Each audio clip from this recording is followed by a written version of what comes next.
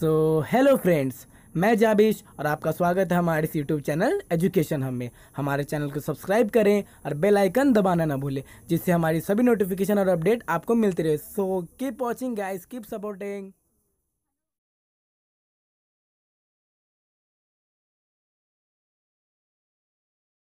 Hello everyone, कैसे हैं आप सब। और आपका बहुत बहुत स्वागत है हमारे इस यूट्यूब चैनल जिसका नाम है जाबिश फिज़िक्स। और आज फिर से ठीक दिन के 12:30 बजे मैं आपके लिए लाइव आया हूं क्लास 11th का एक टॉपिक लेकर, जो कि हम लोग कंटिन्यूसली एक चैप्टर डिस्कस कर रहे हैं जिसका नाम है यूनिट एंड डायमेंशन, और उसी से रिलेटेड ये टॉपिक है।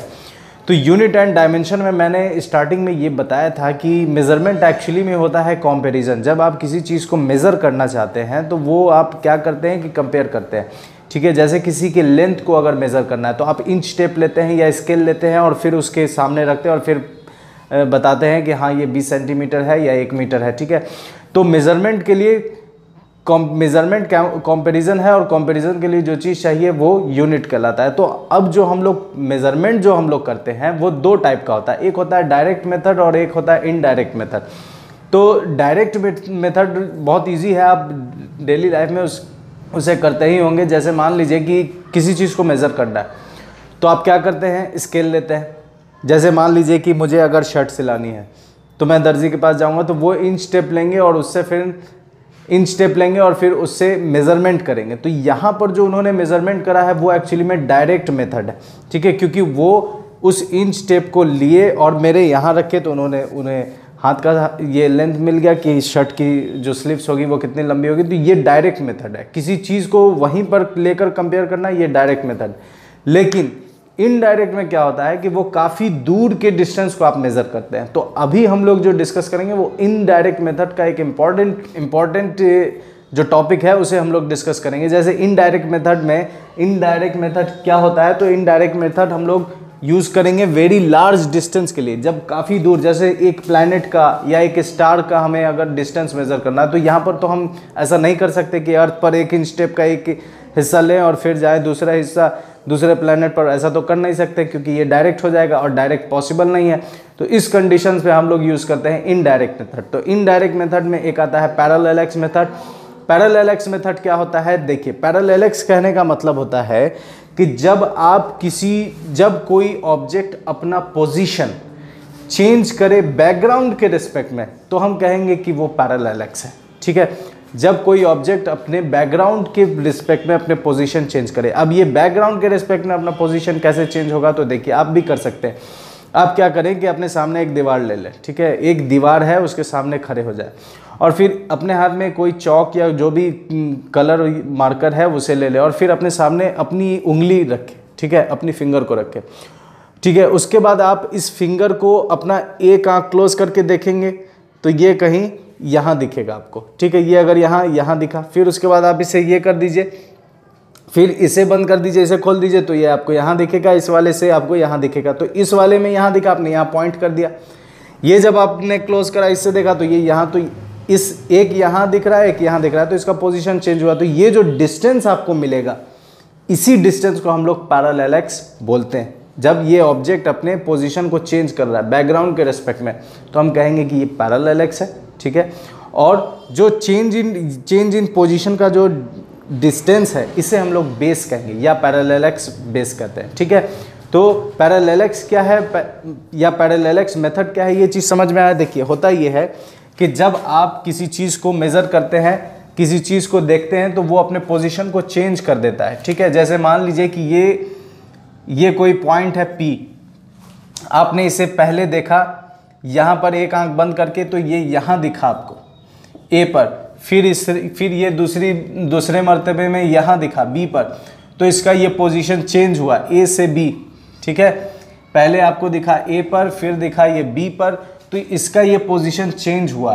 तो इसी को हम लोग क्या कहते हैं, पैरेलल कहते हैं। ये जो है B, इसी को हम लोग इसको बेस भी बोलते हैं, और इसको हम लोग दिखाएंगे किस चीज़ से डिनोट करेंगे, तो B से डिनोट करेंगे। ये डिस्टेंस इसको R मान लेते हैं, और ये रहा एंगल आपका थीटा। ठीक है, तो अब देखिए हम लोग इसमें क्या मेज़र कर सकते हैं। तो हम लोग जानते हैं एंगल इज इक्वल टू होता है आर्क अपॉन रेडियस। ठीक है, तो एंगल यहाँ पर क्या है, थीटा। आर्क क्या है यहाँ पर, AB। जो कि b है, और रेडियस क्या है r, तो r is equal to b upon theta. तो इस वाले फॉर्मूला से हम लोग आगे प्लैनेट के डिस्टेंस को या स्टार के डिस्टेंस को मेजर कर लेते हैं। कैसे, अभी और क्लियर होगा। जो पैरेललेक्स हमने समझा है, इसका डेफिनेशन लिख सकते हैं। पैरेललेक्स मतलब क्या होता है, when an object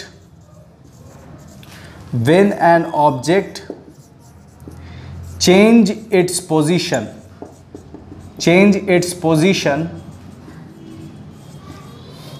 with respect to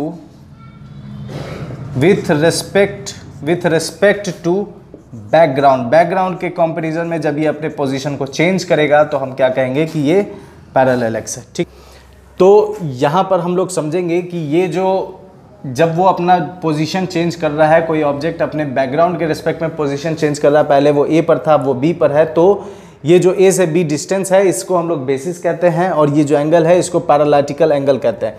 तो ये जो एंगल है, तो एंगल का फॉर्मूला होता है आर्क अपॉन रेडियस, तो हम लोग एंगल की जगह थीटा डाल देंगे, आर्क की जगह बेसिस का बी डाल देंगे, और रेडियस तो R is equal to B upon theta, और इस फॉर्मूले से हम लोग आगे काम करेंगे। वो काम क्या है देखिए।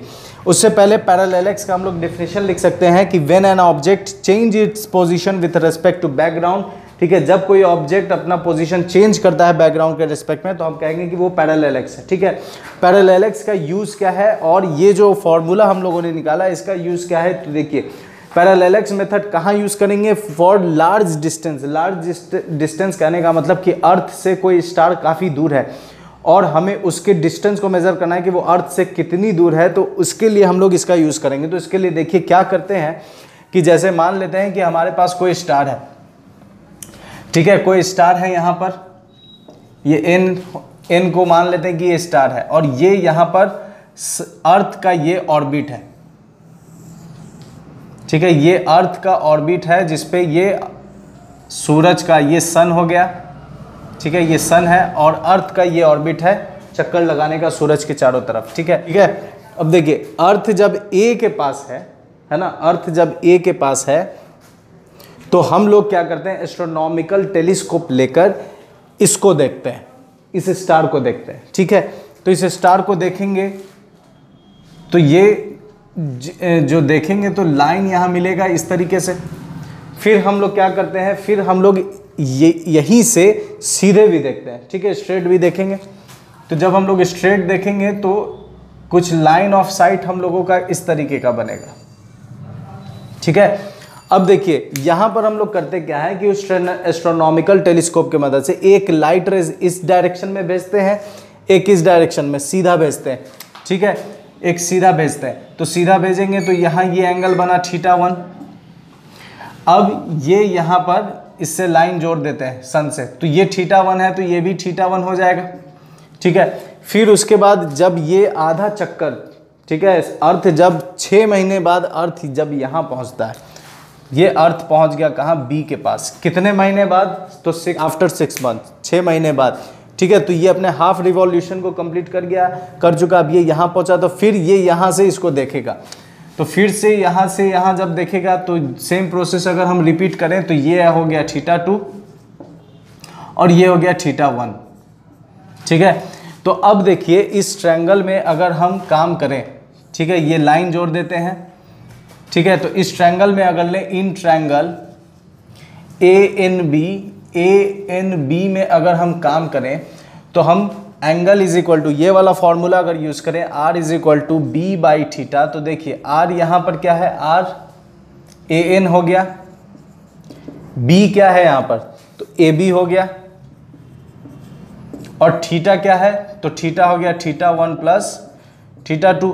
यहाँ पर AN बराबर AB जो है, तो AB क्या है, देखिए ये है आपका अर्थ, ये है सन, और अर्थ से सन के डिस्टेंस को हम लोगों ने प्रीवियस क्लास में पढ़ा है कि एस्ट्रोनॉमिकल यूनिट कहते हैं।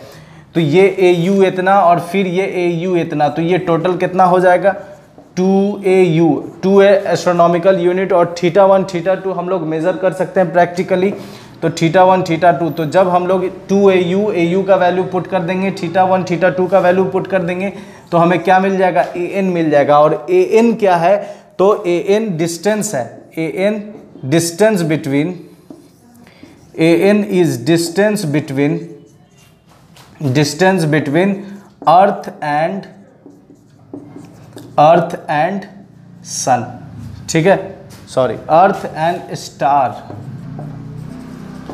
ठीक है, स्टार और अर्थ के बीच का जो डिस्टेंस है यही है आपका an। तो इस तरीके से हम लोग पैरेलैक्स मेथड यूज करके अर्थ से किसी भी स्टार के डिस्टेंस को पता कर सकते हैं। तो पैरेलैक्स मेथड क्या है, एक बार फिर से समझ लीजिए कि यहाँ पर ये स्टार है और हम लोग अर्थ के किसी पोजीशन से उस स्टार को देखते हैं एस्ट्रोनॉमिकल टेलीस्कोप यूज करके।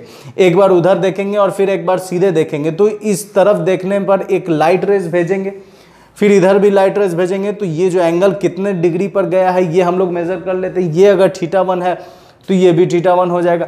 फिर 6 मंथ बाद जब हाफ रिवॉल्यूशन कंप्लीट करके अर्थ अपने डायमेट्रिकली अपोजिट लोकेशन पर पहुंच जाएगा तो सेम प्रोसेस रिपीट करेंगे और फिर हमें θ2 मिल जाएगा। तो ये अगर θ2 है तो ये भी क्या हो गया, θ2 हो गया अल्टरनेट इंटीरियर एंगल से। तो हमें एंगल पता चल गया, हमने मेजर कर लिया है प्रैक्टिकली θ1 θ2। AB क्या हो जाएगा, तो AB यहाँ पर 2 एस्ट्रोनॉमिकल यूनिट हो जाएगा। हमें निकालना क्या है, AN, और AN क्या है, डिस्टेंस है अर्थ और स्टार का। तो यहाँ पर इस तरीके से हम लोग पैरेलैक्स मेथड यूज करके किसी भी स्टार और अर्थ के डिस्टेंस को पता कर सकते हैं। तो अब देखिए ये जो पैरेलैक्स मेथड है ये हम लोग यूज करेंगे सिर्फ और सिर्फ नियर बाय स्टार जो होंगे उसी को मेजर करने के लिए। कितना लिमिट है इस पैरेलैक्स मेथड का, लिमिट क्या है, तो लिमिट है कि हम लोग 100 लाइट ईयर्स तक के रेंज को ही इस मेथड से, इतने रेंज के अंदर जो भी स्टार्स होंगे उसी को हम मेज़र कर सकते हैं। ये इस पैरेलैक्स मेथड का लिमिट है कि वो 100 लाइट ईयर के अंदर या उसके आसपास हो तो ही हम इस पैरेलैक्स मेथड का यूज़ करके, है ना, स्टार और अर्थ के डिस्टेंस को पता कर सकते हैं। तो बहुत बहुत शुक्रिया आपका मेरे साथ बने रहने के लिए, और मैं हमेशा 12:30 बजे आपके लिए लाइव लेक्चर्स क्लास 11 का लेकर आता रहूँगा। तो बने रहें मेरे साथ और आपका सिलेबस कवर होता जाएगा। तो अपना ख्याल रखें और बहुत बहुत सपोर्ट करते रहें, और बहुत बहुत शुक्रिया आपका प्यार मोहब्बत देने के लिए। खुदा हाफिज़।